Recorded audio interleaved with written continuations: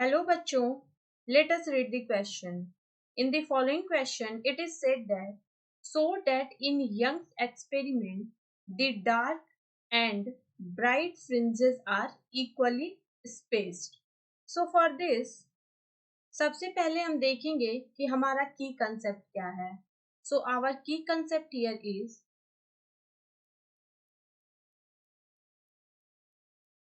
path difference.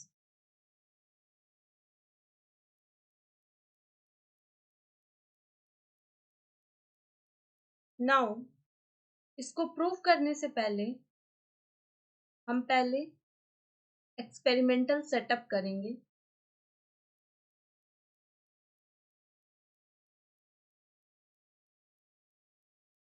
दो slit लेंगे S1 और S2.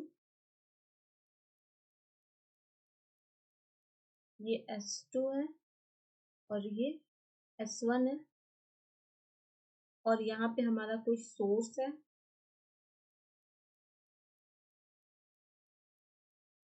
यहाँ पर स्क्रीन है हमारी. इन दोनों के बीच की जो डिस्टेंस है ये कैपिटल D है.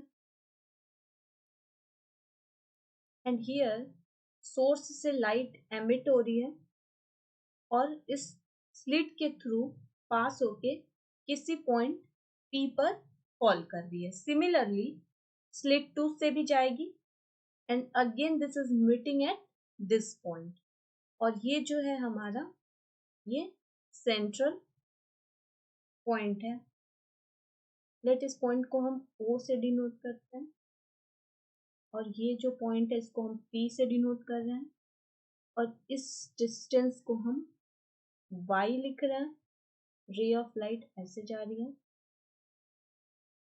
एंड जो हमारी स्लिट की डिस्टेंस है वो सेंटर से दिस डिस्टेंस जो है ये स्मॉल d है.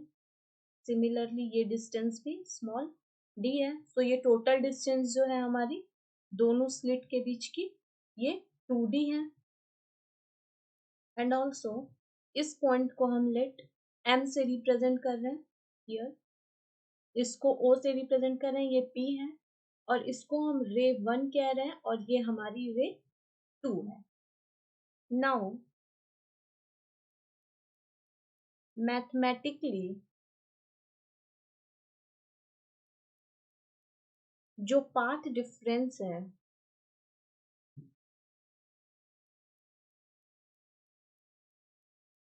बिटवीन रे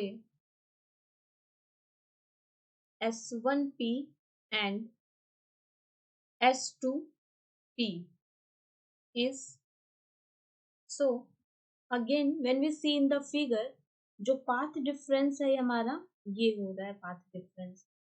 एंड हम देख रहे हैं S1P को कंसिडर कर रहे हैं और S2P को कंसिडर कर रहे हैं इस फिगर में.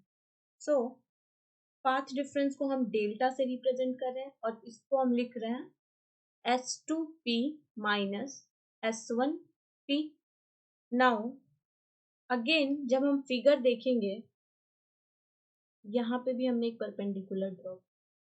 सो अगर हमको निकालना है S2P इस डिस्टेंस को पता करना है तो हमें ये डिस्टेंस D पता है और ये डिस्टेंस Y ओरिजिन से लेके P तक की डिस्टेंस है और ये जो डिस्टेंस है D है. तो हाइपोटेनस रूल से हम इस डिस्टेंस R2 को फाइंड आउट कर सकते हैं. So we are applying the hypotenuse rule here and writing S2P whole square is equal to capital D square plus Y plus D whole square.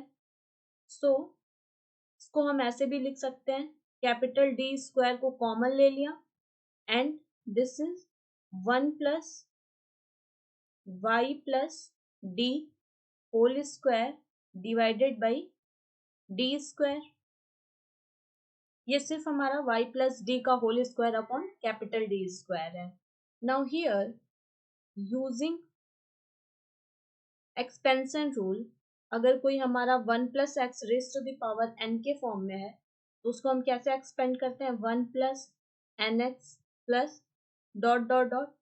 सो ये जो हमारा है y प्लस डी का whole square, अब इसको हम एक्सपेंड करेंगे, then S2P जो है ये हमारा इक्वल होगा capital D plus y plus D whole square divided by 2D। Similarly S1P का स्क्वायर भी हम करेंगे और ये हमारा इक्वल होगा D square plus Y minus D का square. Again see this figure here, R1 अगर निकालना है तो यहाँ से अगेन हमने विन परपेंडिकुलर यहाँ ड्रॉ किया, तो ये डिस्टेंस हमारी फिर से d हो गई, एंड दिस डिस्टेंस जो होगा हमारा y माइनस डी का होल स्क्वायर होगा इस डिस्टेंस के लिए। R1 फाइंड करना है और ये हमारी कैपिटल D डिस्टेंस है ही, so again hypotenuse rule apply किया, एंड दिस S1P जो होगा इक्वल होगा हमारा D कॉमन ले लिए तो 1 plus Y minus D whole square divided by capital D square and this whole raise to the power 1/2। So again from here S1P की जो वैल्यू आएगी हमारी ये D plus Y minus D whole square divided by 2D। So from both the path difference, जो delta आएगा ये हमारा क्या होगा S2P minus S1P। So value put करेंगे तो ये हो जाएगा D plus Y plus D whole square divided by 2 capital D minus D minus Y minus D whole square divided by 2D, और ये इक्वल होगा 2 times y into d upon capital D. And now for position of bright fringe, the path difference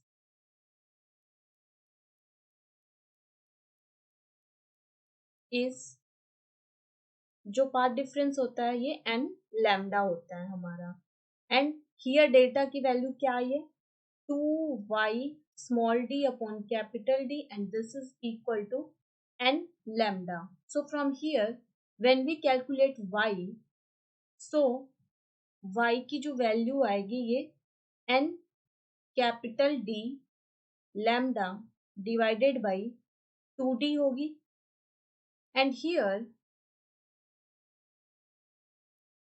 n जो है ये हमारा integer है। So this is the condition for bright fringe, ये हमारी ब्राइट फ्रिंज की पोजीशन आई है। नाउ सिमिलरली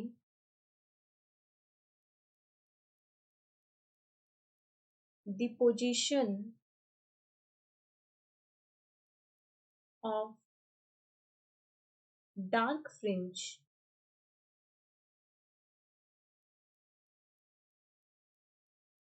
ये हमारी इक्वल होगी पाथ डिफरेंस के 2n minus 1 lambda over 2, and again delta जो है ये हमारा इक्वल होगा 2y small d upon capital D, this is equal to 2n minus 1 lambda over 2, and from here